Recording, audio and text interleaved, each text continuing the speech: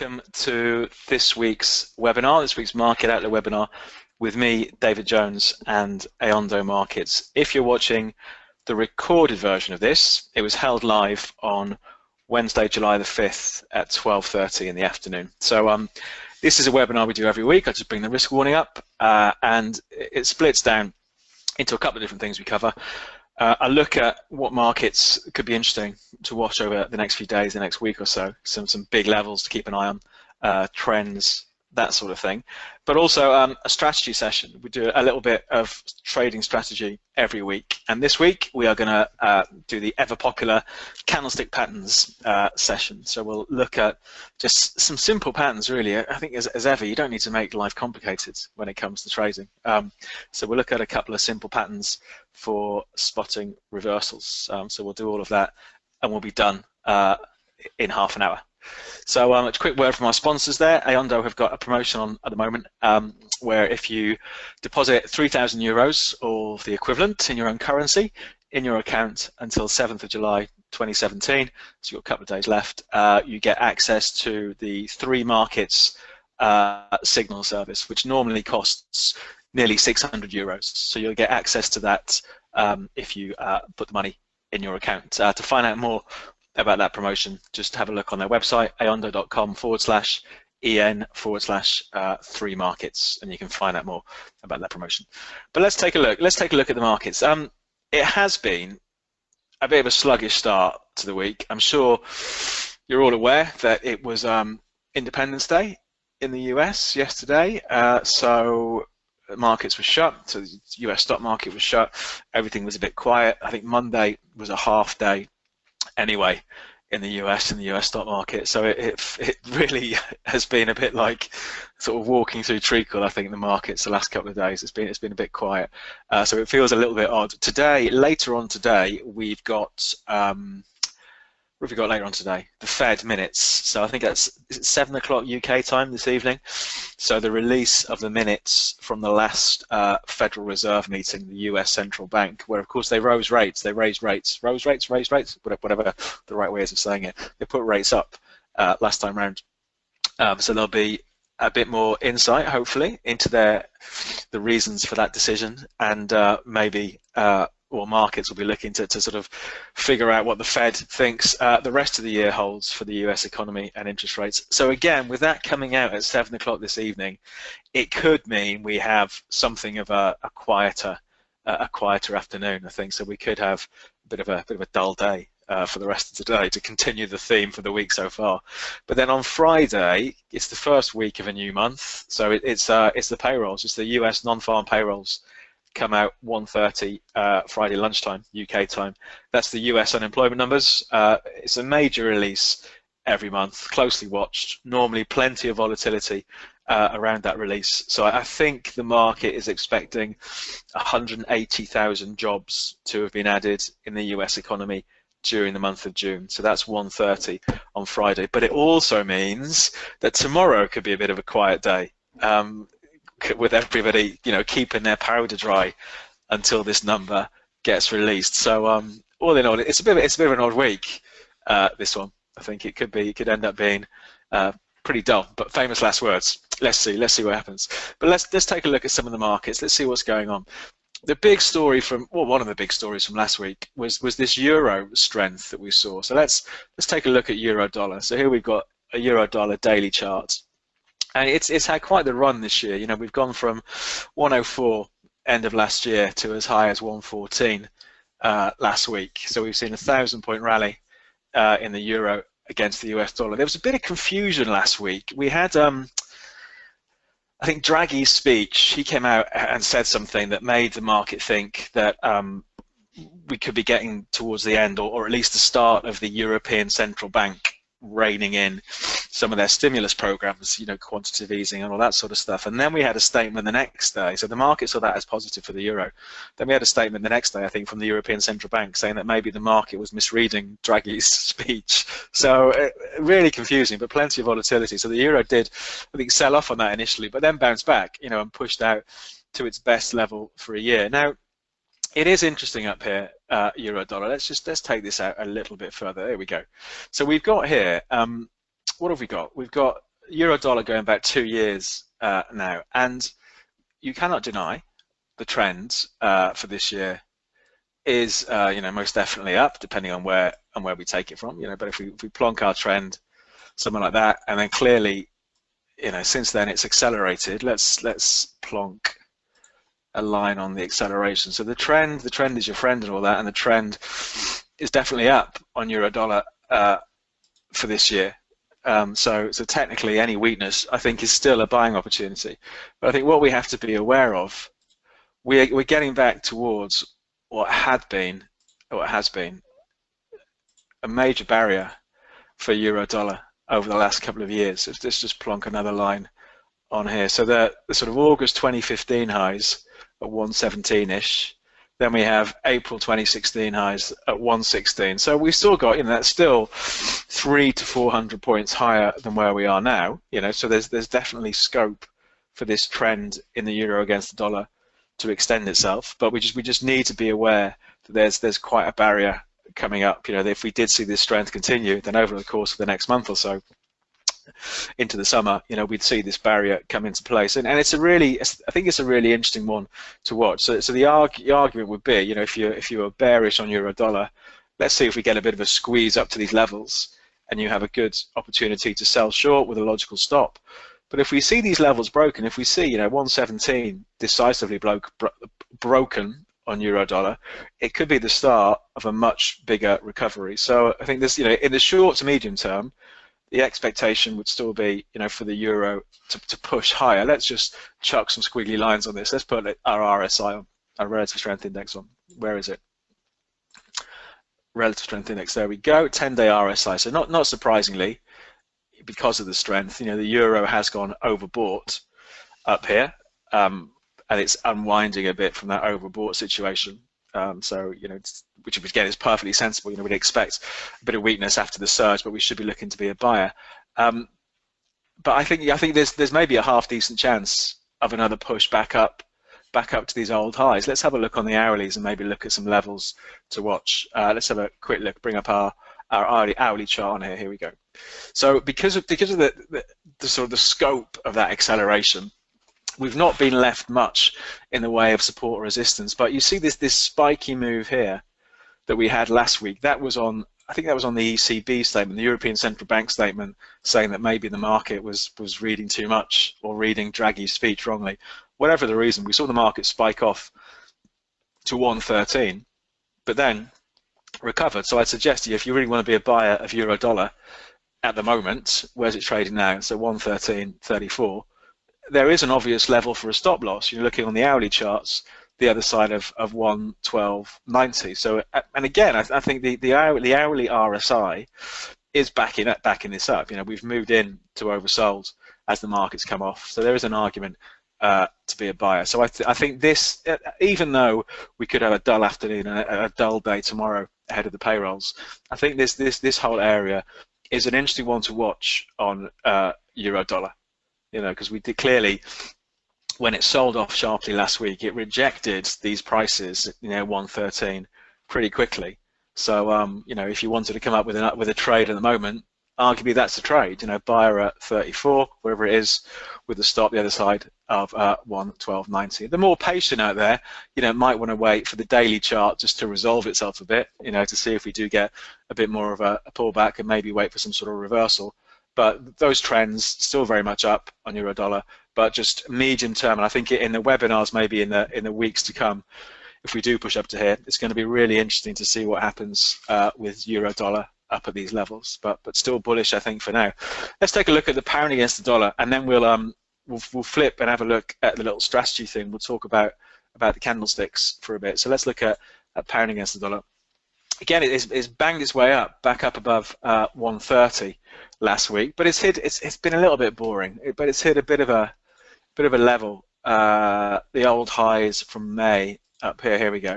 So 130.50 if we round it up. So 130.50 is the level to watch. So it did a pretty good job of stopping the market again towards the end of last week and the start of this week. So again, if you thought the move against the pound has been overdone, any rallies back up towards that 130 level look like a good opportunity to sell short with a stop above 130.50. I must admit, I do think that I still think the story for the pound this year is going to be one of further recovery, you know, but clearly the trigger for that will be if we cracked 130.50. I think we can start then looking at the September highs at 134. But in the short term, that is proving to be something of a barrier for the pound against the dollar. So we'll see how that plays out. But like the euro, yeah, the trend is still up. You know, if we were looking at pound against the dollar, our trend looks something like that. There we go, back off those January lows. So again, there is scope for the pound to sell off from here, quite a bit of a sell off from here, but still remain within that overall trend.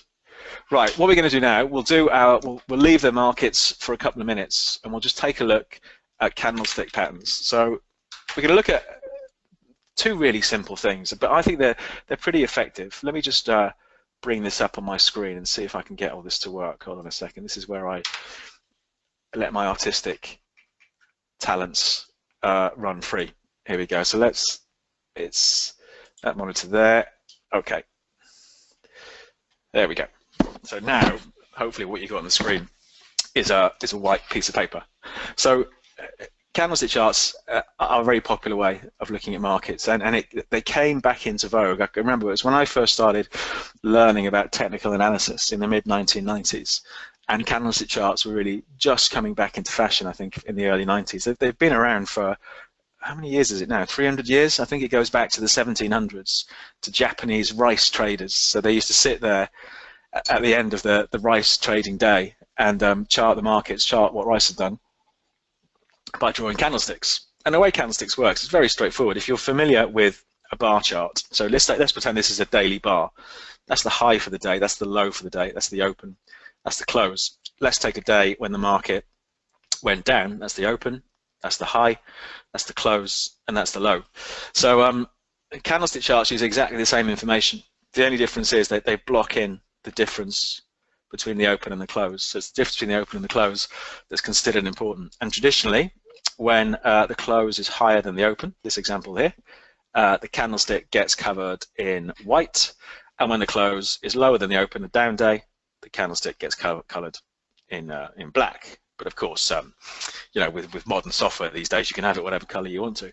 So there's a whole, the person who brought candlesticks back to the sort of the Western world was a chap called Steve Neeson, and it's a very good book, which is called Candlestick Charting, which came out in the 90s. But I'd say one of the criticisms of candlesticks of candlestick chartists is maybe trying to assign a relevance to almost every popular combination or every possible combination of candlesticks, which we're not going to do for today. What we're going to do, we're going to keep it simple and just look at engulfing patterns. So let me just walk through what it is. So we have a market that's going up, up, up. Everything's going okay. The market's pushing higher. Then we have another up day here. So at the end of this day, the market, you know, this all looks positive. Market's still strong.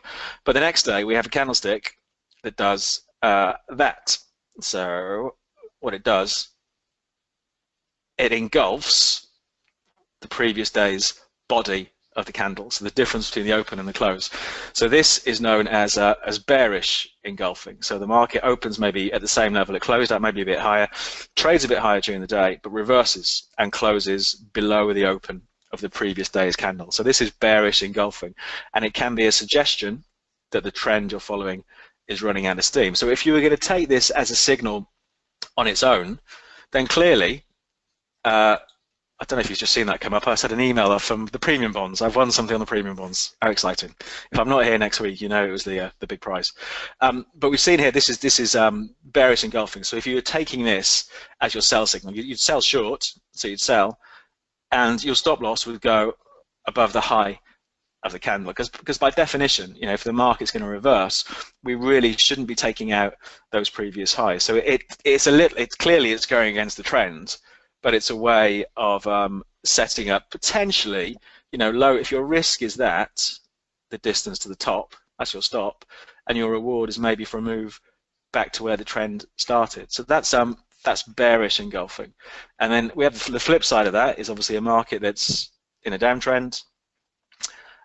We have, you know, the candle at the bottom, it closes lower on the day, but then we have a day that does something like that.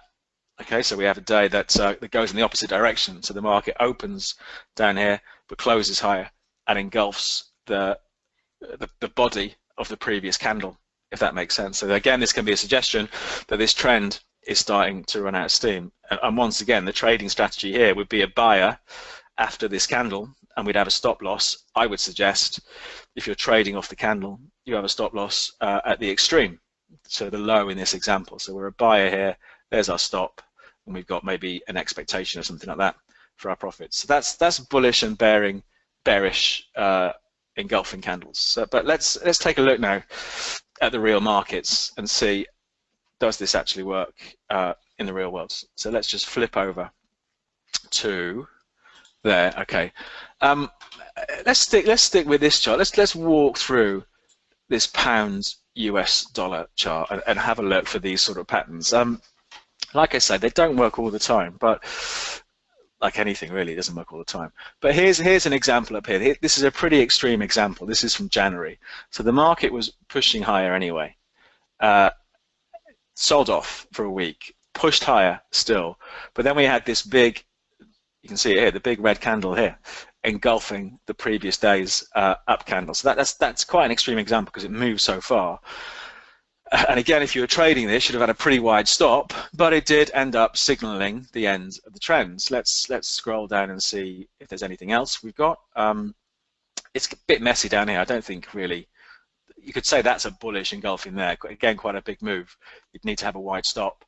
There's a little bit that's almost bearish engulfing there. That didn't work that well. Let's just zoom in a bit. Big bearish engulfing there. The market rallied though before selling off. And what else have we had recently? I mean, I think this week, you could almost argue this week on Monday, we had bullish engulfing. So I didn't ignore that, because bearish engulfing, sorry. I'd ignore that because that's Sunday night trade, I think. So it's only a tiny range anyway, but that's Friday's candlestick. So we did have a day that engulfed the previous days. So if we were waiting for a signal to buy in to the pound against the dollar, if we were waiting for like a bullish engulfing pattern, what we're waiting for is something like this to happen, that happened back in June, first couple of weeks of June, where the market sold off, red day, down day, but bang, a bullish day that engulfs the previous day's candlestick. Let's take a look on, let's go back to the euro, see what we've got in the euro. Because these things, they're not uncommon by any stretch of the imagination, you know, and they do, and there's a good example there. There's a, back in March, so the euro pushing higher, then we have a day that engulfs the previous day and the market sells off.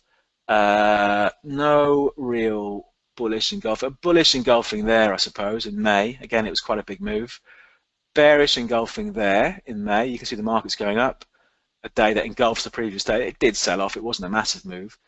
That's almost bullish engulfing. So the market sell, and then bang, we have a day that goes up.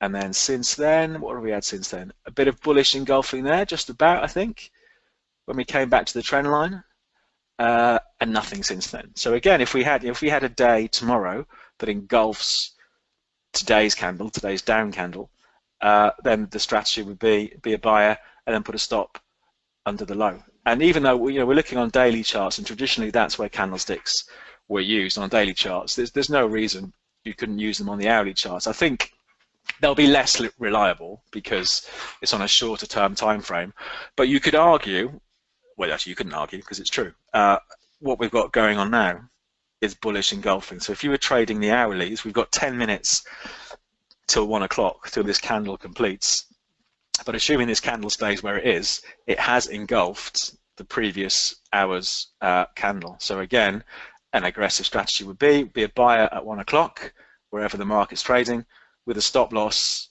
either under here, the low of the previous candle, or that level that I picked up on when we were talking about euro dollar earlier. So there's a bit on engulfing candlesticks. So I think I'm a big fan of candles, and I'm a big fan of keeping it simple, and the psychology behind engulfing makes perfect sense. You know, you have a day, for example, where the market's progressing nicely higher, then you have another day where suddenly it reverses. There's a big shift in sentiment. You know, if it engulfs that previous day's candle, that really is quite a big move, or a big change in sentiment. You know, so maybe you don't want to act straight away on the candle, but it can be a warning that market sentiment, the underlying sentiment of buyers and sellers, is shifting. Right, let's take a look at some more markets. Like I say, it's been a bit of an odd week, but let me pick up on a couple of things. Dollar Canada, I thought was interesting. So the dollar against the Canadian dollar is an interesting one. So it's been some really weird moves. We've looked at this a bit in the past, and I say this, it's an interesting market to watch because you get some great trends. You can see here, going back to the end of 2014, we've had some great trends up to beginning of 2016. Then for the first 6 months of last year, just sold off in this great trend. And since then, we've had this recovery trend that's in place. Let me just draw this now, just to show, I think, maybe how quick, relatively speaking, sentiment has shifted towards the US dollar in the past, I don't know, past couple of months or so. There we go. So we had that recovery in the dollar against the Canadian dollar, which was progressing quite well. And it hit fresh recovery highs in May. So a dollar was worth 1.38 Canadian dollars. But look at the move since then. We've gone from seeing the highest level in more than a year to actually pushing back to fresh lows for this year, just as we speak. Actually, yesterday, we've gone from the highest since Feb 16. So a good, what's that, 16-month high in the dollar, Canadian dollar, down to the lowest since September, so a 9-month low. So that really is quite a turnaround. But I think it's an interesting one because I think it's rare that markets, particularly currency markets, alter major trends like this, like doing a handbrake turn. So for me, it's an interesting one to keep an eye on because I think there are some big levels, some big old support levels to be watching down here. So again, I don't think there's any hurry to go piling in and betting on another reversal for the US dollar just yet. But this whole 127.50 to 128 area, we're currently about 129.50, so it's only 150 points away. But I think it's going to be interesting to see how it reacts if it gets down to these sort of levels. The RSI, as you'd expect after such a move lower, is really oversold, but it went oversold quite quickly. It was oversold there, and oversold again where it is now. But we don't have this bullish divergence thing I've spoken of in the past where the market's moving lower and the RSI starts making higher lows. The RSI is still weak, still making lower lows. We don't have a situation like we did here back at the beginning of the year where the market hits a low and the RSI hits a low, market pushes to a new low, RSI makes a higher low. It's going to be a suggestion the trend's running out of steam. So that's another one to look out for. So we'll come back to this one next week, I think, to see how it's progressing. But for me, if I was a betting man, I think my money would be on it having, another look at these 134 area in the next few months or so, and not going crashing all the way back to sort of 125, the lows from more than a year ago. So I think dollar, Canadian dollar is an interesting one to keep an eye on. And one last one, just on the currencies, is what we're going to look at: New Zealand dollar, US dollar. I think again, just because of the levels, just because again, bearish engulfing there on Monday this week. But it's New Zealand dollar, US dollar is an interesting one because we're back up. It's had quite the recovery. It's gone from sort of 68 in May to as high as 73. So a 500-point move recently. Let's take this out a bit and try and see how big a level this is. So I think this is interesting for a couple of reasons, because again, it's quite a good trending market. We had the trend up from late 2015 up to here, up briefly above 74. Then that trend broke and the market drifted, and then we've rallied back up. So if you thought, well, actually, this is just a retest of the old resistance before the market dumps again, it's an interesting level to get short at, I think, up here, if you were bearish on New Zealand dollar, US dollar, because we've got these old sort of lines in the sand from up here, running from sort of 74 through to 74, 85-ish, and the market's starting to show a bit of nerves ahead of here. So I think it's an interesting one to watch. So we'll come back to these two over the next few weeks, New Zealand dollar and the Canadian dollar as well, to see how that's panning out. Let's take a look at stock markets. Let's start off with the S&P, the S&P 500s. The market that does not go down, the S&P 500. We did see it's quite a vicious sell-off last week. The market, once again was pushing up June the 28th, June the 29th, back up to have a look at those all-time highs, and then reversed, pretty vicious reversal, all the way nearly back down to 24, But I remember talking to a mate when it was trading about 24.10, and he was saying, "Do you think this is the start of a crash?" And I said, you know what this market's like. Give it a couple of days, and it'll be back up at 24.40. It didn't quite get there, but you can see how sharply it bounced back, and you can see it's left confirmation of just what a big level. I suppose, psychologically as well, 2400, 2405, really massive support for the S&P. And I think it's only if we start to drift and nudge below there that it opens up the risk of maybe a bigger sell-off. So for the moment, stock markets is still very much, I think, a buy the dips mentality in these markets. So we'll see how it goes today. It's been closed really for a couple of days, Monday, Tuesday this week. So let's see how it picks up today. But for now, any weakness in these markets seems to look like a buying opportunity. One we don't look at normally, but I'll take a look at today, is the Nasdaq. So the Ayondo call it the US Tech 100. So the Nasdaq 100. I think it's an interesting one because it's outperformed the more traditional stocks, but we've seen for the Nasdaq anyway quite the pronounced sell-off over the last month or so. So it's been as high as 5,900. We're currently trading below 5,600. And again, it's a big level to watch. I think the next couple of days, I think much has been made of maybe some of the tech stocks being the Facebooks and the Googles and the Amazons and the Netflixes, all that lot, being maybe a bit overheated. But there's a really big level to watch this afternoon. So 55.50 is the level. So we dipped back down there in May. It ended up being the springboard for like a 400-point move. Let's see what happens. If looking on the dailies, I mean, it's only the pre-market now. The market, of course, doesn't officially open until 2:30.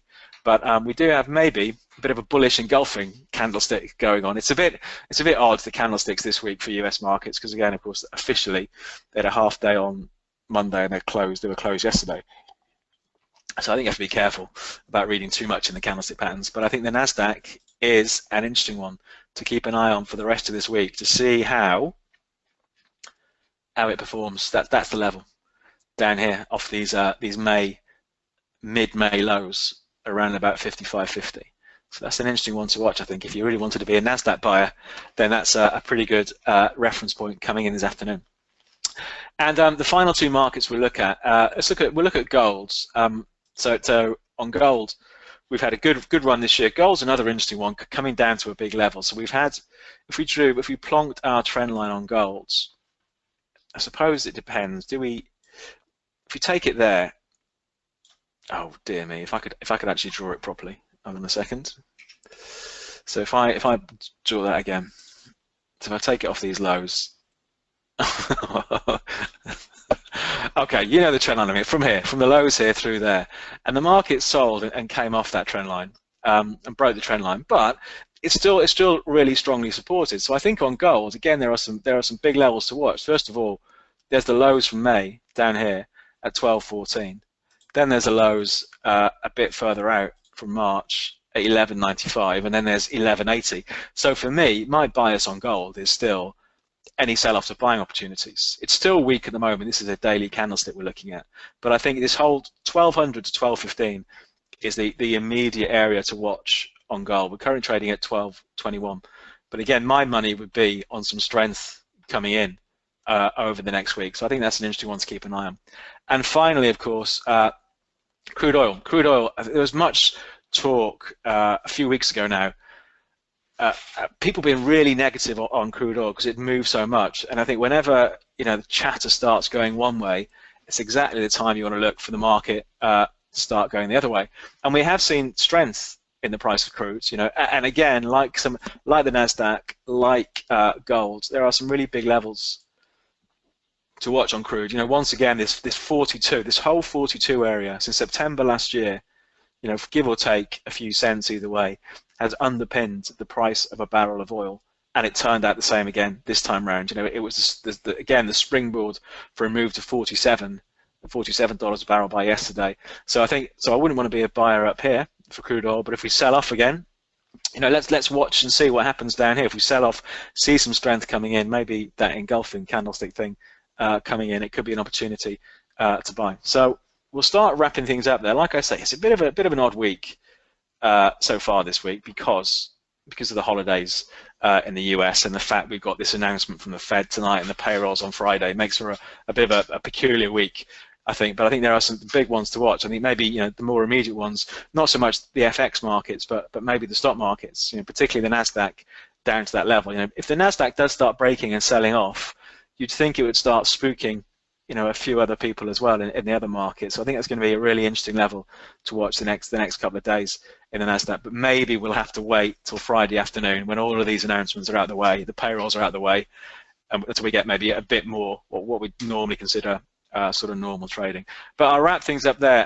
We'll do this all again next week, of course, next Wednesday. If you'd like, if you've got any questions, just drop me an email.